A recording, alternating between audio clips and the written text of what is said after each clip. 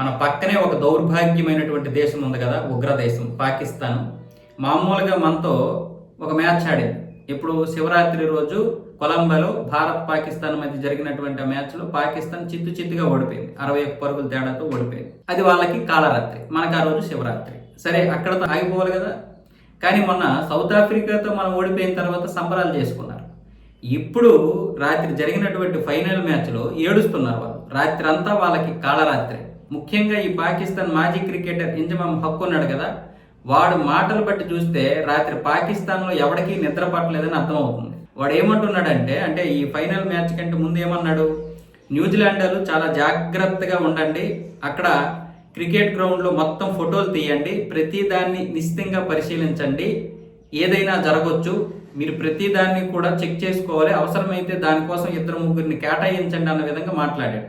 అలాగే ఈ సాహిద్ అఫ్రిది గారు కూడా ఏం మాట్లాడాడు, రేపు ఫైనల్ మ్యాచ్లో గనక భారత్ గెలిస్తే క్రికెట్ నాశనం అయిపోద్ది, వాళ్ళు నాశనం చేసేస్తారు క్రికెట్ని, ఇక వాళ్ళని మనం ఆపలేము అన్న విధంగా వాడు మాట్లాడాడు.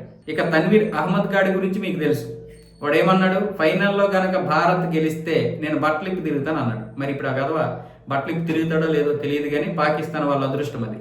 ఇలాంటి ఏడుపుతో రాత్రి అంతా కూడా కాలరాత్రి అయింది వాళ్ళకి. ఆ రోజు మనతో ఆడేటప్పుడు కొలంబోలో, సరే వాళ్ళకి ఆ రోజు ఏదో కాలరాత్రి, మనకి శివరాత్రి. రాత్రి ఎందుకు వాళ్ళకి నిద్ర లేదు అంటే భారతదేశం ఓడిపోవాలని 1000 కళ్ళు వేసుకొని చూశారు వాళ్ళు.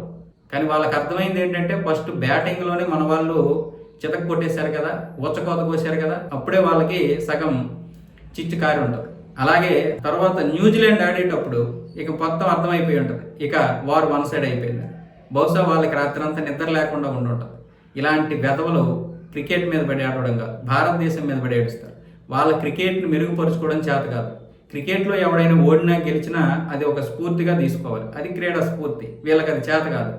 చివరికి వీళ్ళకి భారతదేశాన్ని ఓడించడం చేతగాక ఏ దేశంతో అయినా సరే భారతదేశం ఓడిపోద్దేమో అని 1000 కళ్ళతో ఎదురు చూసే అలవాటు అయిపోయింది వీళ్ళకి. అందుకే మన సౌత్ ఆఫ్రికాతో మనం ఓడిపోతే వీళ్ళు అక్కడ సంబరాలు చేసుకున్నటువంటి పరిస్థితి. భారతదేశాన్ని ఏ విధంగా కూడా వీళ్ళు గెలవలేరు. అంటే సరిహద్దుల్లో జరిగినటువంటి యుద్ధంలో కావచ్చు, లేకపోతే వీళ్ళు ఉగ్రవాదం అనే పేరుతో మన మీద దాడులు చేస్తుంటారు కదా, ఆ విషయంలో కావచ్చు, చివరికి క్రికెట్లో కావచ్చు, ఏ విషయంలోనూ మనల్ని గెలవలేక వాళ్ళలో వాళ్ళే ఈ సునకానందాన్ని పొందాలని చూస్తారు. కానీ చివరికి అది కూడా బెడిసి కొట్టేస్తుంటారు. ఇలాంటి పరిస్థితులు, ఇలాంటి దౌర్భాగ్యమైనటువంటి స్థితిలో పాకిస్తాన్ ఉంది.